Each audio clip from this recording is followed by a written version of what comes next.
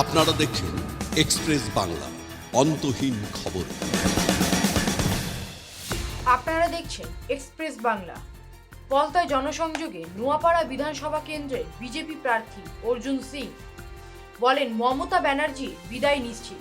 2026-এ পরিবর্তন আসছে, বিজেপি ক্ষমতায় আসছে, বাংলার মানুষ সুশাসন চাইছে। রবিবাসরীয় ভোট প্রচারে নোয়াপাড়া কেন্দ্রের বিজেপি প্রার্থী অর্জুন সিং পলতায় বাড়ি বাড়ি ভোট প্রচারে এসে বলেন, মানুষের ভালোবাসা আশীর্বাদ পাচ্ছি, বিপুল ভোট জয় শুধু সময়ের অপেক্ষা। বাংলায় বেকার যুবতীরা চাকরি চাইছে, মানুষ শান্তি চাইছে, সুশাসন চাইছে।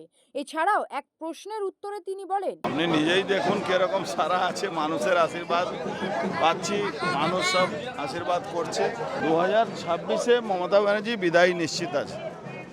মানুষ পরিবর্তন চাইছে, মানুষ চাকরি চাইছে, মানুষ শান্তি চাইছে, মানুষ পশ্চিমবাংলা সুশাসন চাইছে, যেটা মমতা ব্যানার্জি শেষ করে দিয়েছে।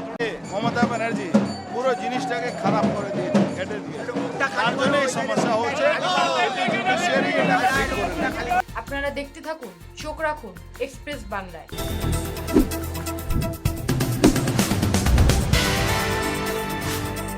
আপনারা দেখছেন এক্সপ্রেস বাংলা, অন্তহীন খবর।